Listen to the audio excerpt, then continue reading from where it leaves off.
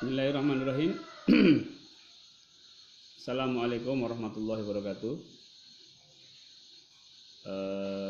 Sahabat semua, rekan-rekan, Bapak Ibu, Tuan dan Puan, saudara-saudara semua. Alhamdulillah kita pada pagi hari ini setelah sahur subuhan, karena tidak ada kuliah subuh di masjid ya, pembatasan untuk berkerumun. Maka alhamdulillah kita bisa silaturahmi melalui online di channel, di live streaming baik di YouTube maupun di Facebook. Baik Bapak Ibu, sambil menyapa kawan-kawan yang sudah hadir di ngobrol santai ya. Jadi saya sebut inilah ngobrol santai saja, karena kalau membahas detail tentang ilmu agama ini perlu suatu keilmuan yang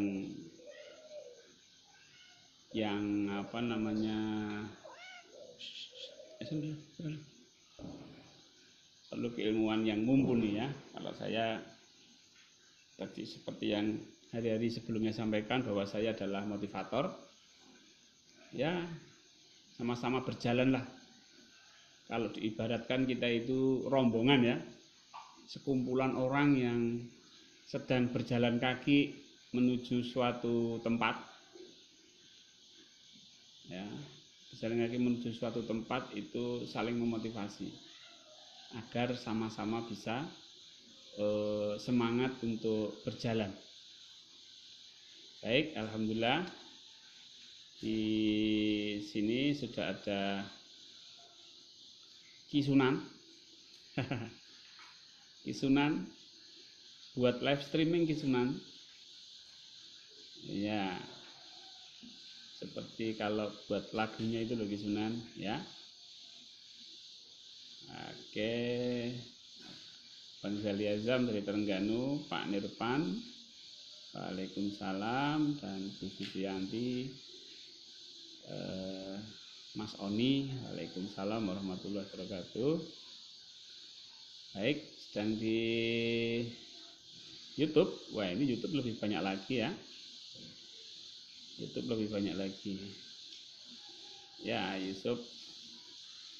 Wah, ya ini banyak sekali semuanya. Bapak Ibu, Waalaikumsalam warahmatullahi wabarakatuh. Ya. Oke. Bapak Ibu, kalau ada pertanyaan seputar DNSA, ATP, 3T, silahkan. Jadi kita ini ngobrol santai saja. Pura-puranya saya hostnya. Di sini sebenarnya ada Pak Zen. Pak Zen saya minta untuk ngisi, tidak kerso, tidak bersedia. Ya. Baik, Pak Zen bikin video juga Bapak Ibu. Malam tadi sudah membuat 2 video. Mungkin pagi ini Pak Zen ya diupload ya. Pagi ini diupload. Jadi ikuti channel-channel yang kami rekomendasikan. Di channelnya Mbak Bejo, Yusuf, Kang Opit. Baik, channel-channel yang lain yang mau kita rekomendasikan syaratnya mudah, membahas tentang DNSA, kemudian menyertakan logo yayasan. Ya, menyertakan logo yayasan. Ya, baik. Bapak Ibu dan rekan semua,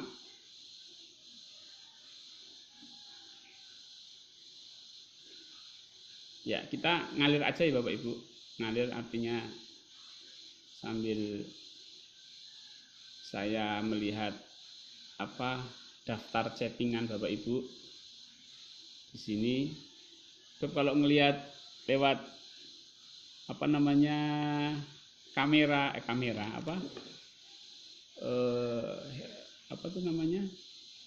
handphone itu agak susah.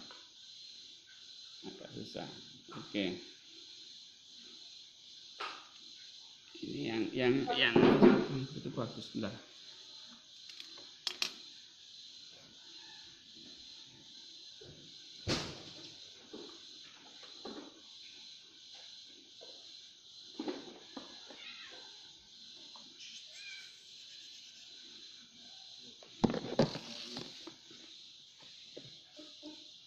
Tuh, Pak Zendo. Terus Pak Zendo.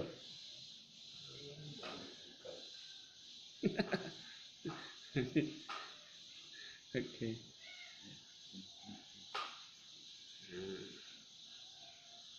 Oke, ya Ibu, biar lebih enak di Facebook ya. Oke.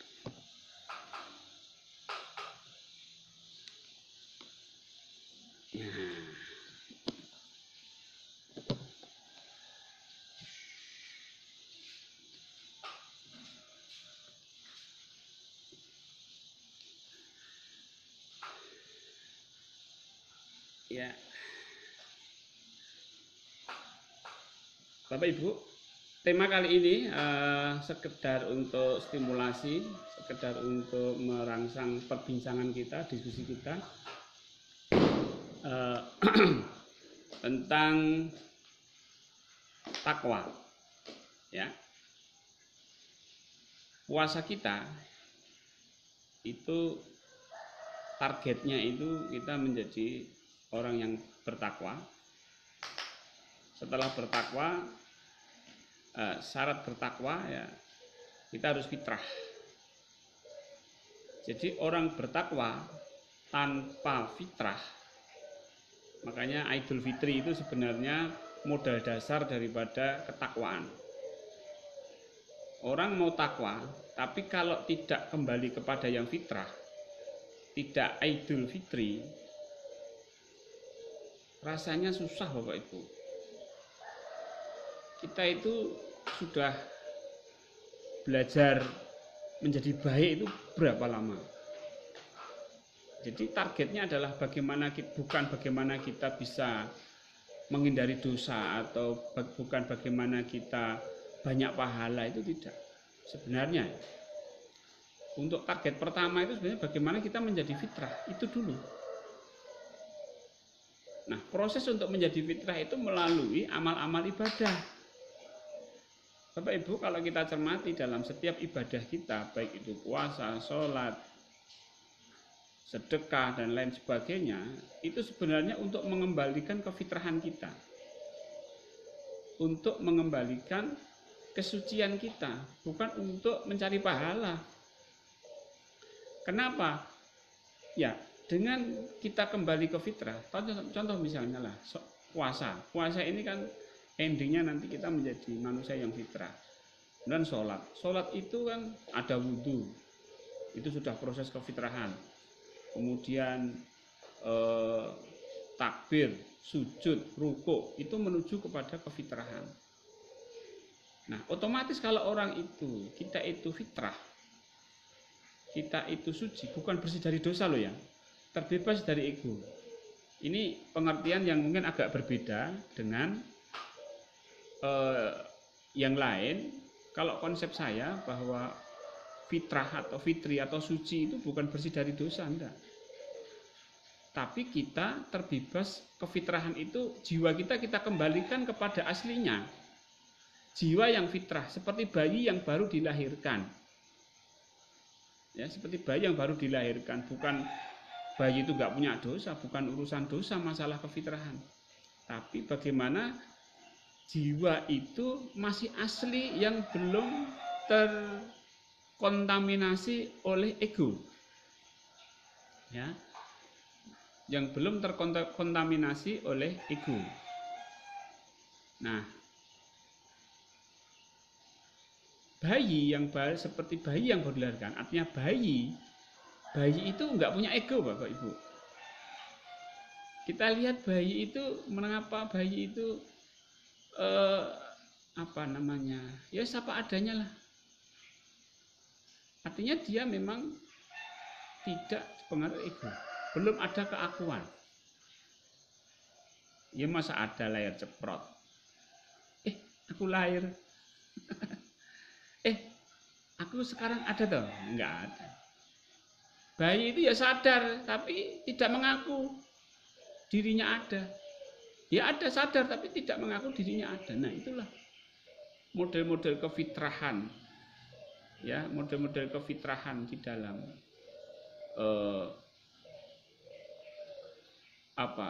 pada bayi itu ya. Jadi itu yang harus kita targetkan, bahwa di dalam puasa nanti kita adalah targetnya adalah untuk menjadi yang fitrah, menjadi jiwa yang fitrah, nafsul mutmainah kalau sudah begitu ya. Nah disitulah nanti menjadi takwa, ya, jadi menjadi takwa.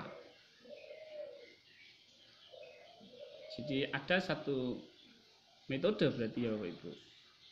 Orang itu untuk menjadi baik harus fitrah dulu. Setelah fitrah itu akan ringan di dalam mengikuti perintah-perintah Allah Subhanahu wa taala. Maka judul kali ini adalah ketakwaan itu menembus hawa nafsu. Kenapa Bapak Ibu? Karena hawa nafsu itu sumbernya ada di ego itu. Sumber itu akar apa? Sumber itu ya asalnya hawa nafsu itu di ego, keakuan, ananiyah. Itu sumbernya. Sekarang kalau sumbernya kita hilangkan ya Pak, atau kita tidak terkontaminasi oleh sumber itu lagi, maka ketakwaan kita akan nembus. Tapi Bapak Ibu, kalau kita berusaha takwa tapi masih ada ego, itu masih kita harus hijab itu namanya, hijabnya itu harus. Nah pertarungan ini sendiri sudah melelahkan, betul nggak Bapak Ibu? Ya, pertarungan kita dengan ego kita ini bukan dengan ego, dengan hawa nafsu. Dengan hawa nafsu itu berat.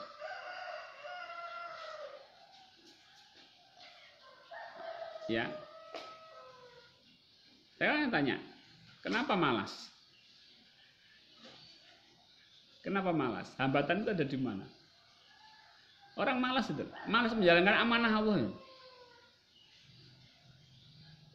Di ego, Bapak Ibu. Ego nanti munculnya hawa nafsu. Ketika itu terjadi, maka kita akan melawan hawa nafsu, mengalahkan hawa nafsu. Berat. Agama itu berat. Padahal Rasulullah sudah mengatakan agama itu ringan. Tapi ya itu syaratnya kalau sudah bisa menembus ego, bisa mengesampingkan ego, menembus hawa nafsu. Orang bertakwa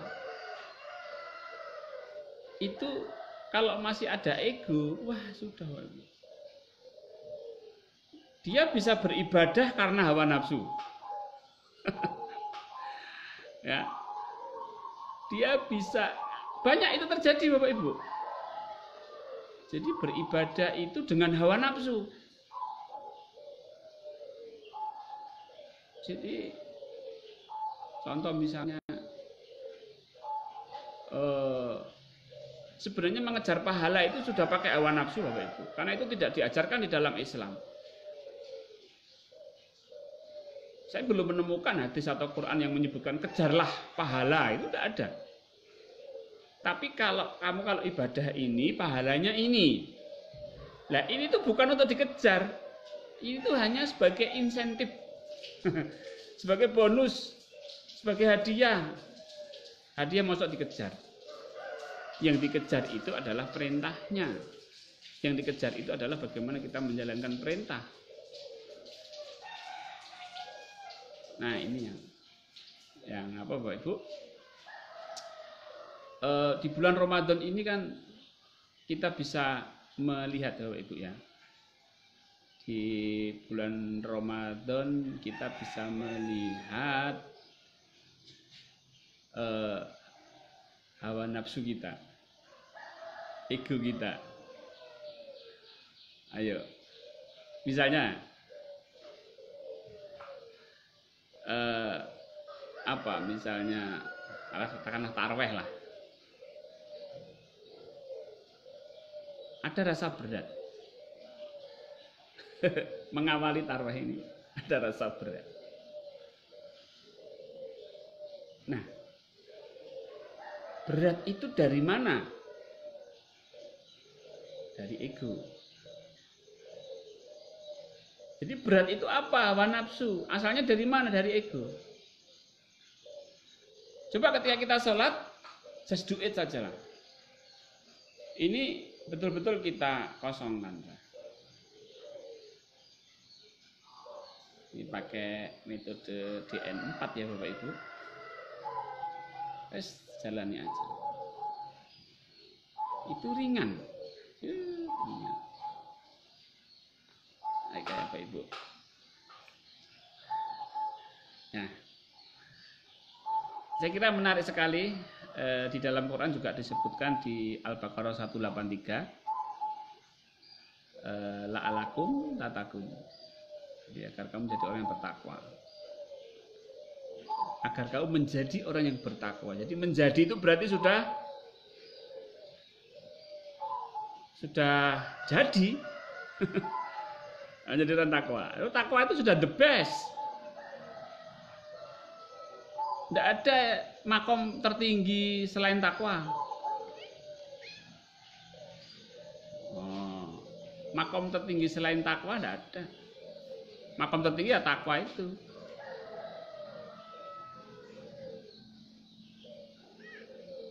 Oke. Terima kasih Pak Zen.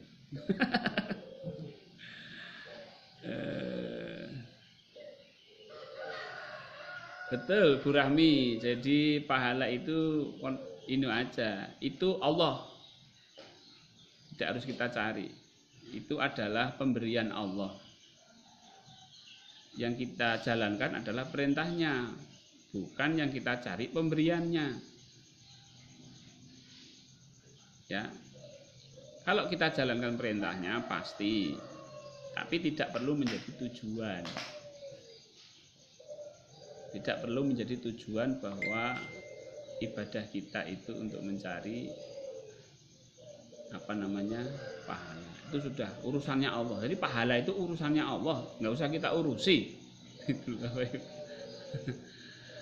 Oke. Pak Pur, ketika kita menjalankan ATP, oh hilang, bentar.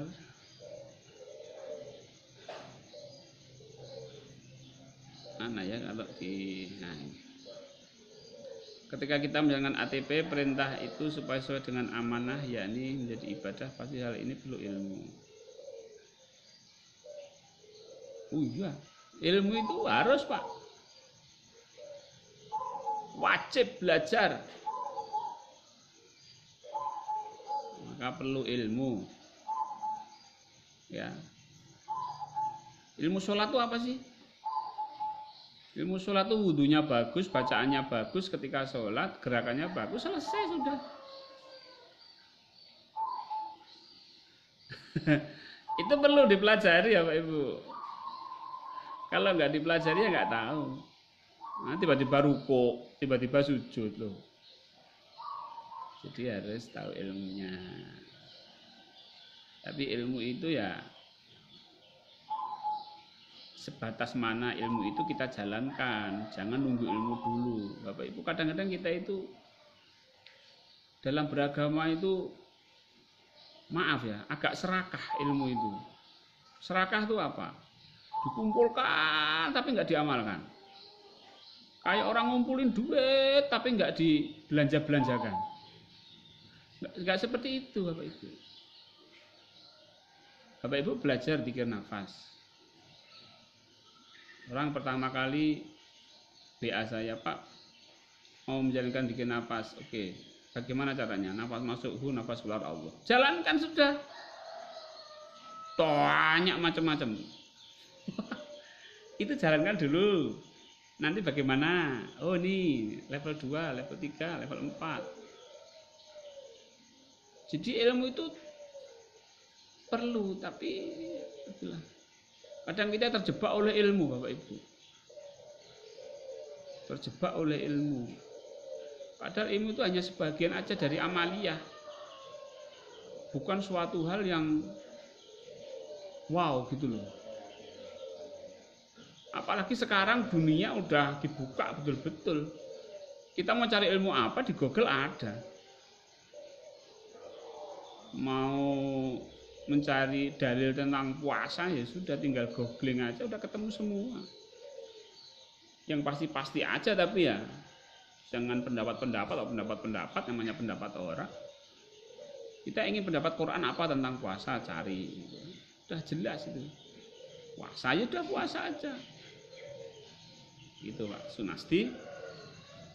Jadi dibikin banyak amal ibadah, jangan terlalu lama mencari ilmu. Ilmunya harus beriringan dengan amaliyah. Itu bermanfaat. Pak Pur, bisa nggak fitrah diartikan bersih suci? Iya Pak, memang artinya itu. Tapi suci dari apa? Bersih dari apa? Bukan bersih dan suci dari dosa, bukan. Tapi bersih suci dari keegoan, ananiyah. Ini pengertian saya loh ya. Jadi bersih suci dari apa? Jadi kan gini Pak, Bapak Ibu. Ini nafs, bukan hawa nafsu. Ini nafs, diri. Masih fitrah. Ini baru lahir. Setelah selang beberapa waktu, tertempeli namanya keegoan. Orang tua menanamkan, ini kamu nak, namamu ini nak, ini rumahmu nak, ini mainanmu nak. Sehingga ada keterbatasan keegoan. Saya adalah jasad. Nah itu berarti sudah terkontaminasi dengan ego. Maka kita harus, setelah orang itu balik, maka dia wajib sholat. Kenapa? Untuk mulai sejak dini membersihkan keegoan-keegoan itu. Membersihkan dari ananiyah.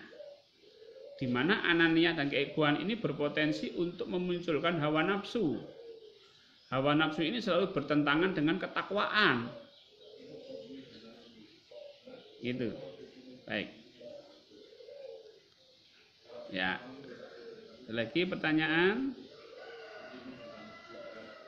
Oke, dari Malaysia, dari Indonesia, gabung di satu majelis ini, ngobrol bareng saya. Oke, yang di Facebook. Oke. Ya. Baik.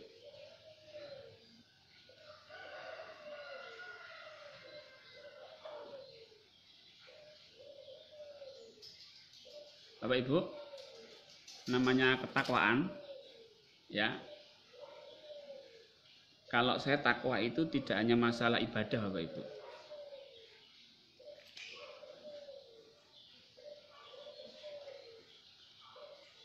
Ibadah itu kan sebagai abdi. Tapi sebagai khalifah ini yang paling penting. Ketakwaan kita sebagai khalifah. Saya pun sedang belajar. bagaimana saya berusaha untuk menemukan sebuah keadaan-keadaan yang membuat saya lebih ringan di dalam menjalankan kekhalifahan. Kekhalifahan di dalam dunia ini kan kita ini masing-masing khalifah. Ini ja'ilun fil ardi khalifah. Sungguh kuciptakan manusia ini ja'ilun kuciptakan fil ardi di muka bumi khalifah, untuk menjadi khalifah. Khalifah itu wakilnya Allah. Wah, ini yang endingnya puasa itu tidak hanya menjadi ahli ibadah, tapi juga menjadi seorang khalifah yang profesional, yang tanggung jawab, yang punya dedikasi dan kerja yang benar. Nah, ini ya. Surat Ar-Rum 30:31 apa, Pak?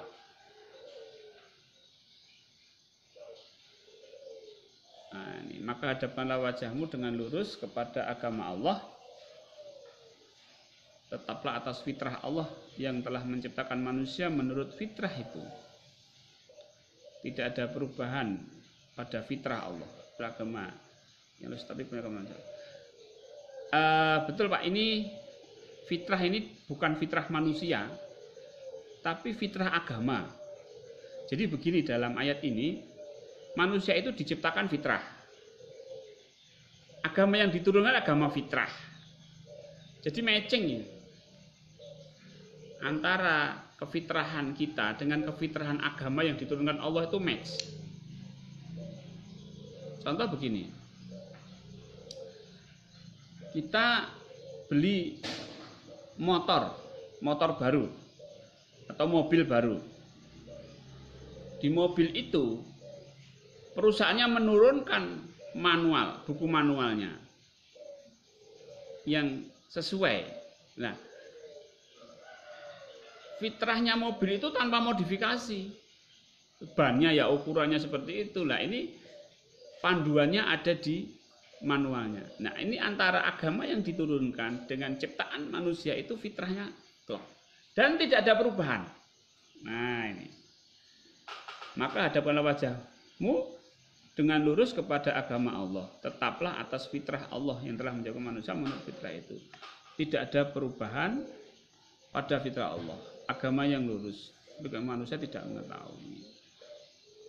Banyak manusia tidak mengetahui, berarti sekarang Bapak Ibu sudah mengetahui. Ini klop. Ini fitrah. Jadi kalau kembali ke fitrah itu pas gitu loh, Pak. Ini fitrah, agama yang diturunkan ini fitrah. Ini manusia belum fitrah. Sana misalnya. Maka kembali kepada yang fitrah. Plek ini pas. Sesuai. Yes, manusia yes begini. Manusia sebenarnya, manusia sejati itu ya tidak ada ego. Itu manusia original. Ori, Pak. Harganya mahal kalau ori, Pak. Oke. Terima kasih Pak Khairul yang sudah sharing di Ar-Rum 30:31. Jadi mari Bapak Ibu kita kembali ke fitrah agar sesuai dengan Al-Quran. Kalau tidak sesuai dengan Al-Quran kita, berarti kita masih ada ego. Kalau ada Al-Quran yang bertentangan dengan kita, ayatnya itu berarti kita masih ada ego. Contoh apa? Di Al-Quran disebutkan, ayatnya lupa saya. Jangan kamu membaca Al-Quran dengan cepat. Tapi kita membaca dengan cepat. Karena nggak tahu, karena ngejar target juz atau apa. Ini tidak klop. Quran mengatakan jangan baca Quran dengan cepat. Kemudian kita bacanya cepat. Tidak klop. Mau dibuktikan ayatnya lupa saja. Tapi ayat ini jarang dikeluarkan Bapak Ibu, disembunyikan. Jadi agak urek, curang gitu ya. Kalau ini sampai Bapak Ibu, ayat ini sering keluar di dalam majelis-majelis, pasti banyak yang tidak mau membaca Quran dengan cepat-cepat. Akhirnya kejar-kejaran juz itu tidak akan terjadi. ayatnya lupa. Ayatnya berapa ya?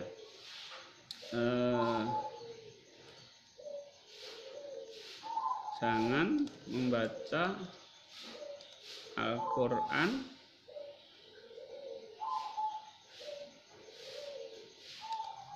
dengan cepat. Itu ada kok itu ayatnya, saya pernah diberitahu. Nah ini Al-Qiyamah 16 Bapak Ibu. Oh ini malah di blog saya sendiri.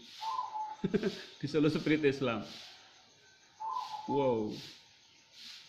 Hadis dan Quran yang melarang membaca Al-Quran dengan cepat. Jangan engkau gerakkan lidahmu untuk membaca Al-Quran karena hendak cepat-cepat. Nah, hendak cepat-cepat. Coba Al-Qiyamah 16. Tapi ini jarang keluar Bapak Ibu. Kalau keluar bahaya. Kenapa? Saya lihat hampir semua orang Islam itu kalau baca Quran itu cepat-cepat. Ngejar target. Oke, kita nggak bahas itu. Tapi Bapak Ibu perlu tahu, ayat ini sering disembunyikan. Pernah mendengar Al-Qiyamah 16? Pasti jarang. Ya kan? Uy. Makan nih Om. Mana tuh? Oke.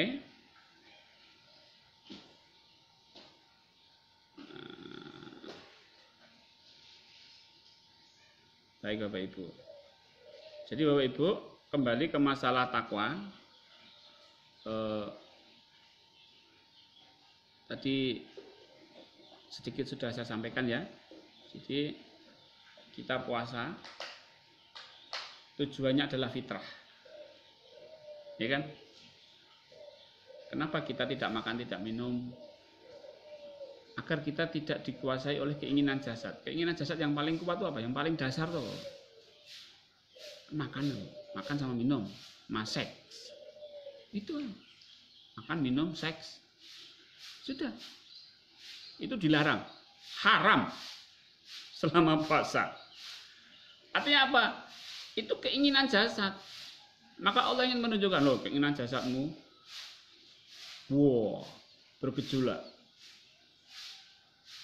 Tips-tips untuk mengendalikan kemarin sudah ya, di pertemuan pertama kedua itu. Untuk apa sih kita itu mencoba mengenal bahwa kita ini adalah bukan jasad? Agar kita mampu melepaskan keegoan. Sehingga tujuannya adalah fitrah. Fitrah nanti untuk menjadi orang yang bertakwa. Idul Fitri untuk menjadi la'alakum tatakun. Itu kesimpulan. Ya Bapak Ibu, tak terasa sudah 30 menit. Oke, ada pertanyaan silahkan. Oke.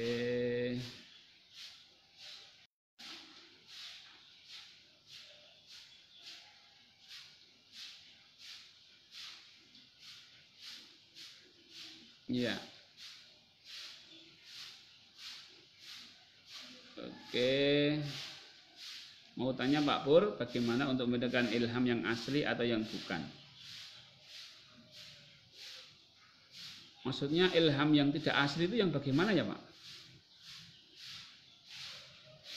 Saya kira semua ilham itu asli semua itu Pak. Mungkin yang dimaksud ilham Allah dan dari hawa nafsu gitu ya Pak ya. Sebenarnya ya ilham Allah itu ya fa'alhamaha fujuraha wa taqwaha. Ilham Allah itu ya ilham fujur, ilham takwa itu ya Allah Pak. Jadi asli semua sebenarnya. Kita digerakkan untuk berbuat baik, itu ya ilham dari Allah. Kita digerakkan untuk berbuat jahat, itu ya ilham dari Allah. Cuma ilhamnya namanya ilham fujur. Kalau kita digerakkan untuk berbuat baik, namanya ilham takwa. Maka Allah menurunkan fa'alhamaha fujuroha, ilham fujur dan ilham takwa. Mak nanti yang jadi pertanyaan, kenapa Allah mengilhamkan fujur? Nah, itu yang jadi persoalan. Ketika ilham fujur itu muncul, diberikan oleh Allah, kita ikuti atau kita request ke Allah, ya Allah cabutlah ilham fujur ini. Kalau kita diberi ilham fujur mau-mau aja, ya sudah, maksiat selamanya. Kan gitu Bapak Ibu. Ya, itu Pak Ihsan, Pak Ali. Kemudian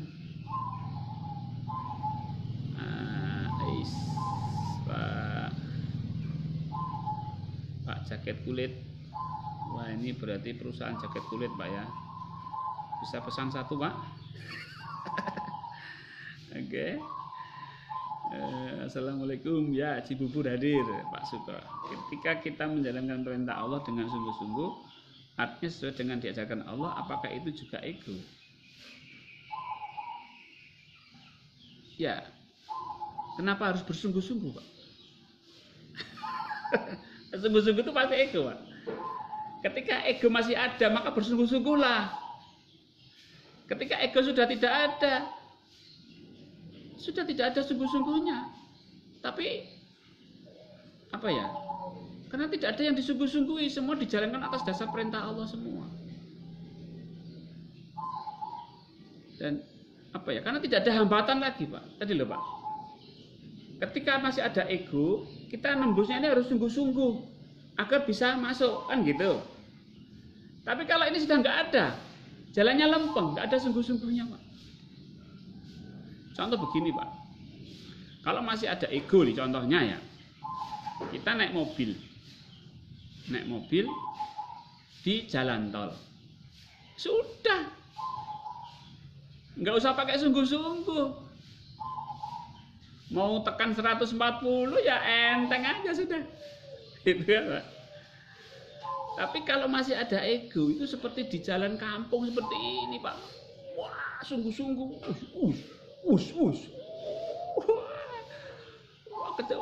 kenapa sungguh-sungguh? Ya jalan kampung. Tapi coba di jalan tol, Pak. Santai aja deh. Tapi kecepatan 150. Itu Pak Sukoy.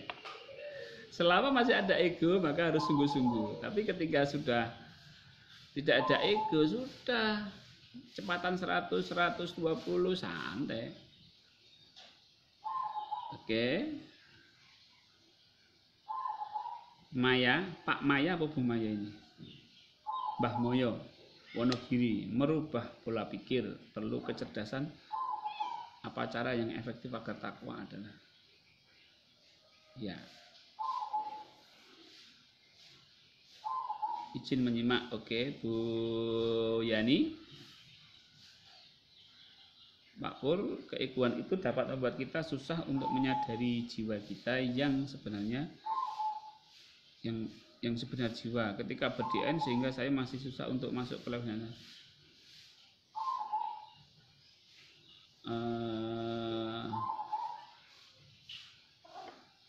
Ya, terus pokoknya gini aja lah Bu, DN itu dibikin santai aja, tidak perlu apa, ikuti aja apa namanya level-level yang saya sebutkan. Kalau memang sudah bisa level 1 ya level 2, sudah bisa level 2, level 3, level 4, itu aja terus ya, nanti akan tahu oh ini ego, ini enggak gitu nggih Bu Yani. Bu Diwidaya Kusuma, ya alhamdulillah ya Mak. Kasih Bu Ertati. Bebaskan ego agar tetap dalam ketakwaan. Wah, harus sadar Allah Bu. Tipnya yang satu itu, sadar Allah. Sudah. Biar gimana? Biar sadar ya, dikir nafas sudah. Kan simpel loh. Memang itu. Dikir nafas ini memang untuk menuju keadaan sadar. Pak Eri Pranoto, di dalam Islam kita selalu pikir akan orang lain untuk mentauhidkan Allah. Seberapa kemauan kita untuk itu dan Allah menjanjikan rewardnya, apakah salah kita juga mengharapkan apa yang dijanjikan? Kenapa sih Pak yang sudah dijanjikan perlu kita harapkan? Emang nggak yakin? Ini maaf Pak ya. Oke.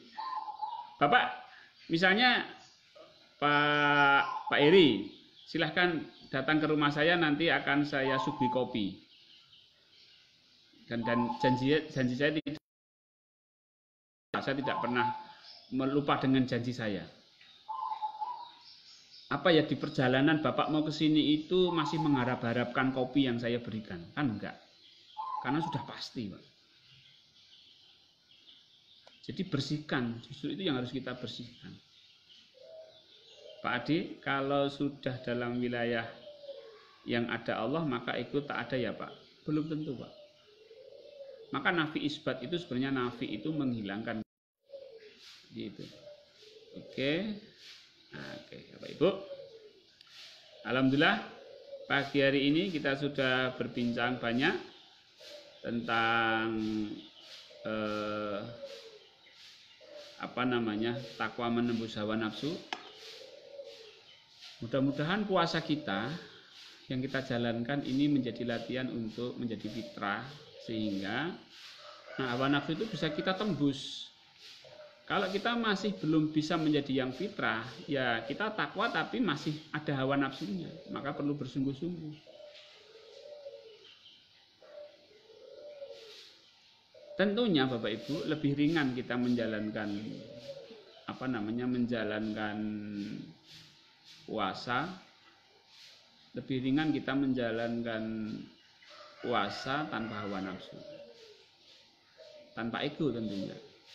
Nah itulah target kembali ke fitrah tadi, kembali ke fitrah untuk menjadi la'alakum tatakun. Baik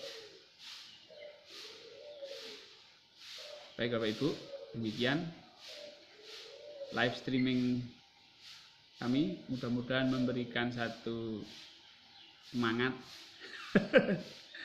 Saya pun mudah-mudahan semangat, Bapak Ibu juga semangat dalam menjalankan ibadah ya, di dalam kita meraih keadaan takwa yang tanpa ego, tanpa hawa nafsu, kembali kepada fitrah.